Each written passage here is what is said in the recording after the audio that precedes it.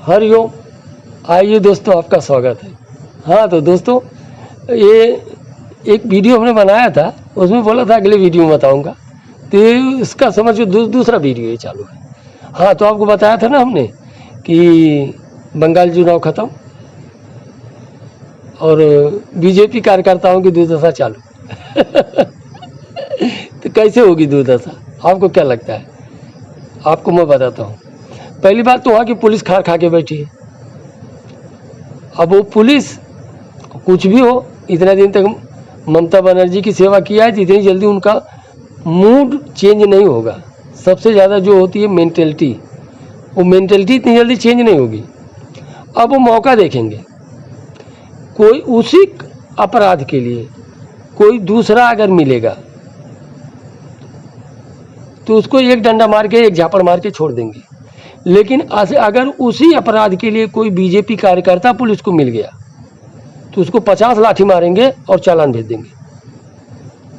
और उसमें सरकार कुछ बोलेगी नहीं, क्योंकि बीजेपी सरकार कभी अपने कार्यकर्ता के लिए कुछ बात बोलती नहीं। किसी भी स्टेट में देखो आप, बीजेपी के कार्यकर्ता मारे जाएं, मार खाएं, लाठी खाएं, उसके लिए बीजेपी पार्टी कभी खड़ी नहीं होती, कभी उनका पक्ष नहीं लेती।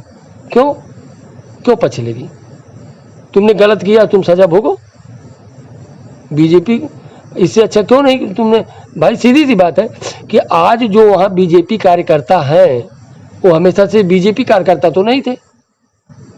या तो पहले वहाँ कांग्रेस सरकार थी, कांग्रेस हटी तो कम्युनिस्ट पार्टी आई, कम्युनिस्ट पार्टी हटी तो वहाँ पे टीएमसी आई। मतलब वो किसी भी कंडीशन में, जो भी कार्यकर्ता है वो किसी भी कंडीशन में बीजेपी के आदमी तो नहीं थे। नहीं समझे?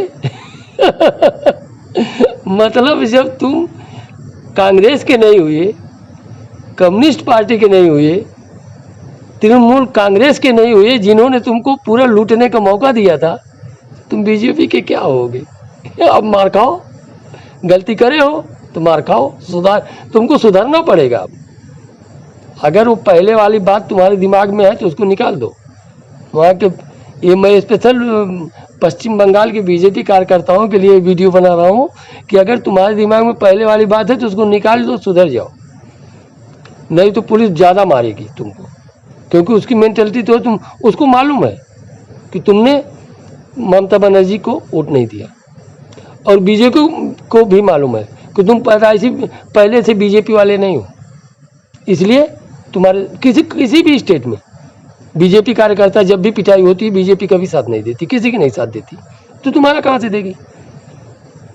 फिलहाल बीजेपी का सिद्धांत है कि पहले सुधारो, तो वो पहले सुधारेंगे तुमको। 5 साल तो सबको सुधारने में निकल जाएगा, 5 साल के बाद फिर देखेंगे क्या करना है।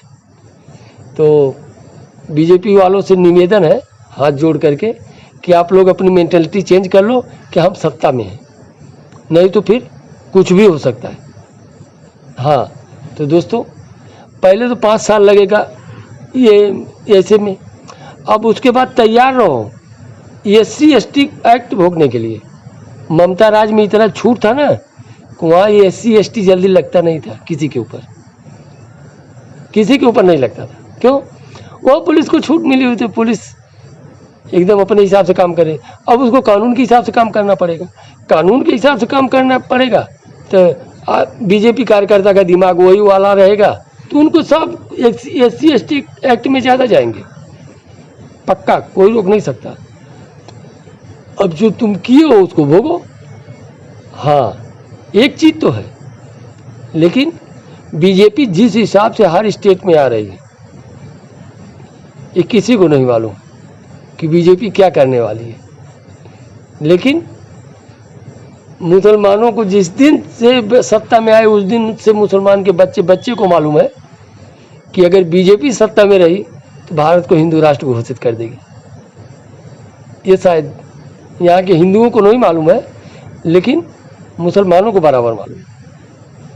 और हमने ये चीज़ अपनी आँखों से देखा और एहसास किया है, क्योंकि यूपी चुनाव के टाइम पे कभी कभी मैं यूपी में रहा हूँ, तो वहाँ ये होता था ना, अरे फुलवा निकल रहा है, जल्दी हथिया पे मार, हथिया 2 नंबर पे चल रही है, फूलवा निकल जाएगा, हथिया पे मार। मतलब नहीं समझे, मैं बताता हूँ कि मतलब कमल का फूल 1 नंबर पे जा रहा है, हाथी 2 नंबर पे जा रहा है, हम सपा वाले हैं, सपा 3 नंबर पे जा रही है। तो एक काम कर, सपा को वोट देना बंद कर।